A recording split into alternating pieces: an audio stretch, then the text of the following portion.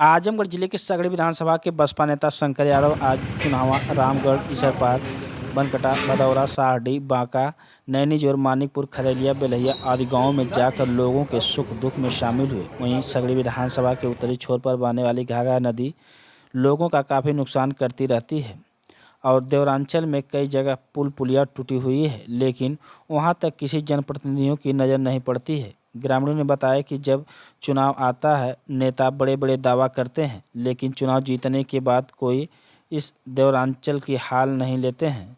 यही एक गरीबों के मसीहा कहे जाने वाले बसपा नेता शंकर यादव लोगों के हर सुख दुख में शामिल होते हैं। उन्होंने कहा कि घाघरा नदी को रिवर के रूप में परिवर्तित किया जाए तो तमाम कंपनियां काम करने लगेंगी और लोगों को रोजगार भी मिलेगा। मेरा नाम शंकर यादव है।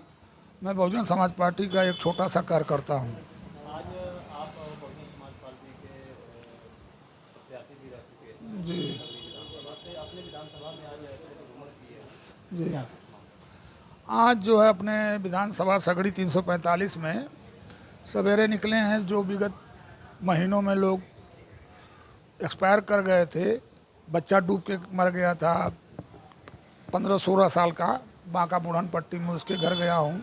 स्कूल जाते समय डूब गया था नाले में, पुल टूट गया है और अब तक बना नहीं। उससे ये हादसा हुआ।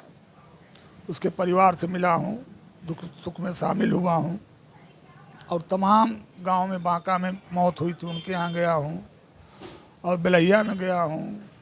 और एक अभी माँ बाप का अकेला लड़का था संतोष वर्मा, चुनावा पर 24 इसरा पार में घर है, चुनाव दुकान थी। अकेला ही बेटा था 24-25 साल का, वो एक्सपायर कर गया।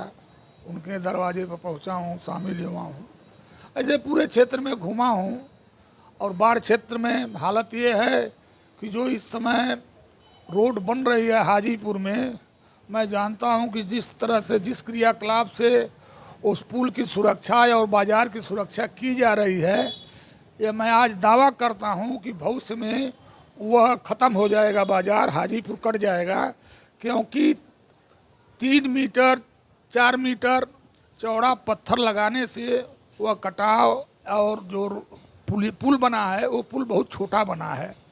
अगर वही कम से कम 20-25 मीटर और लंबा रहता तो मैं ये कह सकता हूँ कि हाजीपुर बच जाता, लेकिन हाजीपुर बचेगा नहीं। क्योंकि जिस तरह का पुल की व्यवस्था है, छोटा सा पुल बनाया गया है, जब पश्चिम से इतना दबाव आएगा पानी का कि वो संभाल नहीं पाएगा और सड़क पे दबाव बनाएगा और उधर बाज़ार में दबाव बन जाएगा। और जो घर गिरा हुआ है, अभी एक मकान था अगली साल की बाढ़ में ही वो बैठ गया, नया कई लाख रुपया लगा करके किसान छाती लेकर बैठ गया, वो बेचारा रो के बेहाल हुआ। क्या करेंगे आप? वही हालत अभी एकदम खतरे पे वो हाजीपुर मार्केट है। अगर सही समय पर रहते, सरकार नहीं चेतेगी तो भविष्य में बहुत बड़ा खतरा उत्पन्न होने वाला है वहाँ पे। जिस तरह से बाढ़ आती है हर साल और कोई सही समाधान, असली समाधान नहीं निकलता है, बस दावा किया जाता है, अस्थायी समाधान नहीं निकलता है। देखिए, ये बाढ़ की समस्या तो हमेशा रहेगी। या तो नदी को रिवर के रूप में चेंज किया जाए, हजारों किलोमीटर, सैकड़ों किलोमीटर बड़े बड़े 6 लेन 8 लेन बन रहा है। अगर एक बार सरकार, चाहे केंद्र सरकार हो चाहे प्रोविंशियल सरकार हो, एक बार मन बना ले कि नदी को हम रास्ते के रूप में डेवलप करें और रिवर बनाए, ताकि पहले तो लोग नदियों के रास्ते से ही, जलमार्ग से ही लोग चलते थे, बड़े बड़े सामान लेके नावें चलती थी, जहाज़ें चलती थी, स्टीमर चलते थे। अगर उसको कर दे तो एक बहुत बड़ा यातायात का साधन भी होगा और बाढ़ से निजात भी मिलेगा। और जगह जगह पर छोटे छोटे नहर निकाल करके किसानों को पानी का तो व्यवस्था किया जा सकता है नहर के माध्यम से, और बिजली पैदा करके किसानों को, सभी लोगों को बिजली उत्पन्न करके उसको वितरित किया जा सकता है। जब तक ये व्यवस्था नहीं होगी तब तक मैं नहीं जानता कि कोई बाढ़ का ठोस कदम उठेगा। एक छोटा सा सवाल है, हाजीपुर से आपका और हैदराबाद का जवाड़ा क्षेत्र आपका बाढ़ क्षेत्र है, आपकी विधानसभा है। जी जगह जगह रास्ते जैसे हाजीपुर है, मछलियापुर है, मानिकपुर है, बनपट्टी और आपका ये है रोशनगंज है, किशनगंज है, हैदराबाद है, इस्माइलपुर है, हाँ, ये सब। खैरिया ढाला, यहाँ पर रास्ते बिलहिया है, पुल पुलिया जगह जगह बह गए हैं, देखिए, नहीं है। जो आज विधायक हैं वो डॉक्टर हैं, मैं कोई क्रिटिसाइज नहीं करता। 2 साल बीतने जा रहा है, तमाम बड़े बड़े उनकी व्यवस्थाएं चल रही हैं, लेकिन एक छोटा सा पुल नहीं बन पा रहा है। इसके पहले भी विधायिका रही हैं यहाँ से, उनके ससुर ने एक पुल बनवाया था बेलहिया में, और जब उनकी पतोहू बेलहिया में विधायक बनी तो उन्हीं के समय में वो पुल बैठ गया, टूटा नहीं, वो बैठ गया, पूरा उसी में समा गया नाले में। वो नदी नहीं है, नाला है। विधायक जी कहती हैं कि अगर विधायक चाहता तो पुल बन जाता। अरे भाई, वो खुदा विधायक थी, बताना चाहिए उनको कि मैं विधायक थी तो मेरा बजट कहाँ गया। ईमानदारी से बता दें, वो तो सरकार ने एक कॉपी छपवाया था, अगर जो भाई देखा होगा, सारा बजट तो स्कूलों में जा रहा है। वर्तमान विधायक कहते हैं कि निधि से नहीं पुल बन पाएगा, जब जनता पूछती है। अच्छा, जब विधायक की नीति और नियत नहीं ठीक रहेगी तो निधि तो उन्हीं के खाने से नहीं बचेगा। तो हर जगह जब 40% 50% जब लेना देना चलेगा तो पुलिया न बनेगा न पुल बनेगा, कुछ नहीं बनेगा, न सड़क बनेगी न खोर बनेगी, कुछ नहीं बनने वाला है। चुनाव के पहले बड़े बड़े दाए होते हैं, 9 पुल बनते हैं दोबारा से। देखिए, चुनाव के बाद दावे होते हैं, चाहे वो केंद्र के पैमाने पर हो चाहे प्रोविंशियल के पैमाने पर हो। दावा अलग चीज़ है, काम अलग चीज़ है। काम करना अलग चीज़ होता है। इसी धरती पर एक माननीय कल्पनाथ राय भी पैदा हुए थे, वो दावा तो नहीं करते तो वो काम करते थे। और आज भी जो नेता हैं वो सब दावा करने वाले हैं, वो काम करने वाले नहीं हैं। एक कहानी बता रहा हूँ। एक बार लैला मजनू से बहुत प्यार करती थी, तो मजनू को किन्हीं कारण से भागना पड़ा घर छोड़ करके जंगल में। तो एक दिन फर्जी देखा कि मजनू, लैला जो है मजनू के लिए दूध लेके जाती है, और वो पता नहीं असली मजनू है कि डुप्लीकेट वाला है। तो एक दिन एक उसकी सहेली पूछी कि अच्छा सखी, ये बताओ, तुम मजनू को दूध लेके जाती हो, क्या तुमसे भी इतना प्यार करता है? तो उसने कहा कैसे, प्यार तो करता है, लेकिन कैसे? कहा कि आप कटोरा ले लो और उसमें एक चाकू रख लो खाली। उस दिन वो दूध की जगह पर कटोरे में खाली दूध ले करके नहीं जा करके बल्कि चाकू रख के गई, और जो नकली मजनू था वो कंबल ओढ़ के आया और देखा कि कटोरा खाली है।